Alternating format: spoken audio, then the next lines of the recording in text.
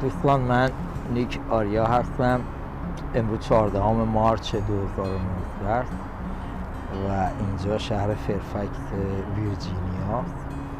خیلی هوای خوبیه. منم دیدم که همه چی عالیه، گفتم بشینم یه ویدیو بگیرم و یه خاطره تعریف کنم در رابطه با این که یه دوستی به ما اول کارمون گفتش که در هر شرایطی حق با مشتریه.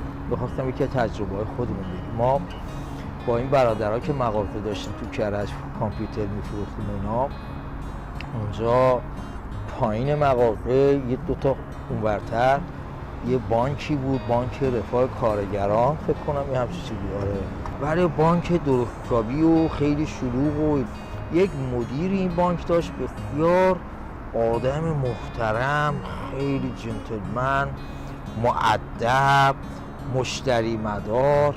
اون وقت من اغلب چون ماشینمون دم این کوچه ورودی به این خیابون جای پارک اونجا پارک میکردیم، ما این بانکه که رد میشدیم این دفترش اونجا بود، در پشت شیشه هر روز یه سلام علیک میکردیم. حالا اصلا ما مشتری اون بانک هم نبودیم. بعد یه روز ما رو کشید خیاب کنار، گفت آقا شما اینجا؟ گفت مغازه من بالاست دیگه. گفت کامپیوتر گفت من برای دخترم میخواستم یه کامپیوتر بگیرم. گفتم آقا تشریف بیار، ما در خدمتیم. گفت واقعا اینقدر به من گفتن که مواظب باش جنس تقلبی بهت ندن، اینا ما خر در نمیاریم.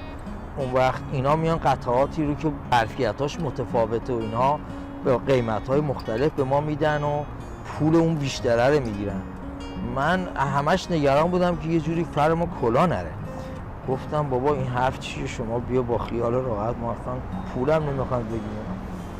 بالاخره این بنده خدا اومد و یه کامپیوتری هم ما براش جمع کردیم و یادم اون موقع این ماژولای رم 128 مگابایتی بود و 256 هم تازه اومده بود.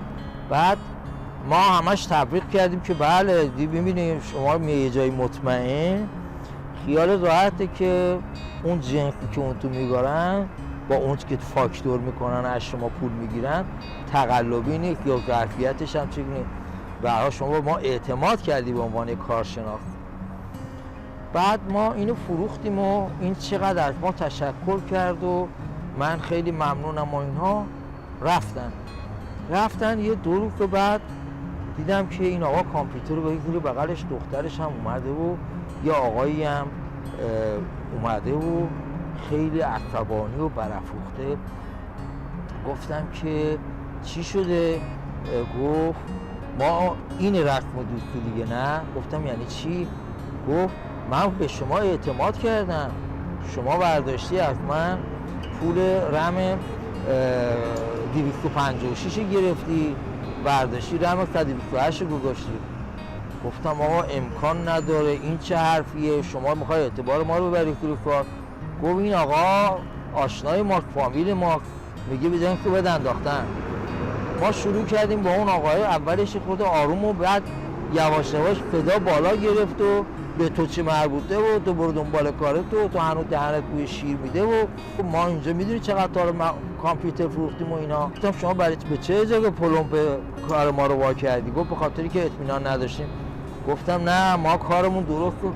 آقا یک دعوا مرافعه کردیم با یارو، خلاصه دیدیم پلمپ این در کیس کامپیوتر هم که پاره شده. گفتم ما باز کنیم ببینیم، حالا من برای اینکه به شما ثابت کنم باز میکنم. ما باز کردیم و اون وقت خیلی حق به جانب و در اینو وا کردیم، در آوردیم دیدیم این رم 128 واقعا راست میگفت.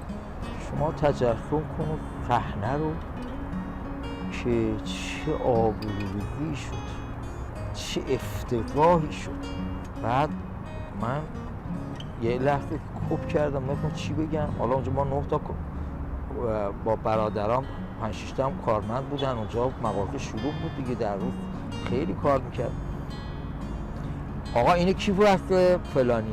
بیا ببینم فاکتوری ورده، بیا فاکتور رو آوردیم. بله سریال نامبر دیدیم، بله این آقا که اسمبل کرده جنس و کامپیوتر رو فراهم کرده این اشتباهاً، حالا نه اینکه قصد و غرض هم در کار باشه، ولی خب اشتباه شده بود دیگه.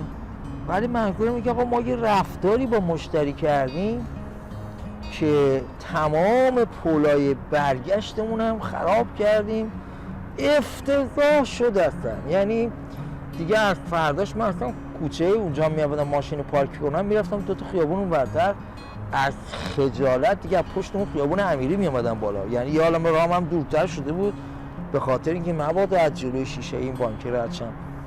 اینجور افتضاح آبروریزی شد. خلاصه گفتم این خاطره رو برای شما تعریف کنم که به هر حال احترام به مشتری و اینی که همیشه حق با مشتریه، این خاطره مال ما بود. امیدوارم که شما با برکت این شبکه‌های اجتماعی و این گوشی‌های همراه و اینترنت که خودتون رو دارید آماده میکنید به امید خدا برای تجارت جهانی و میخواید که با دنیا ارتباط برقرار بکنید و تجارت بکنید، باید به این مسئله هم به هر حال توجه بکنید دیگه. امروز بیشترین برد یک بیزینس اینه که چقدر مشتری راضی داره، چقدر ریویو مثبت داره. به هر حال این خاطره زنده بود، من گفتم بگم و شاد باشید تا ویدیوی بعدی. خدا نگهدار.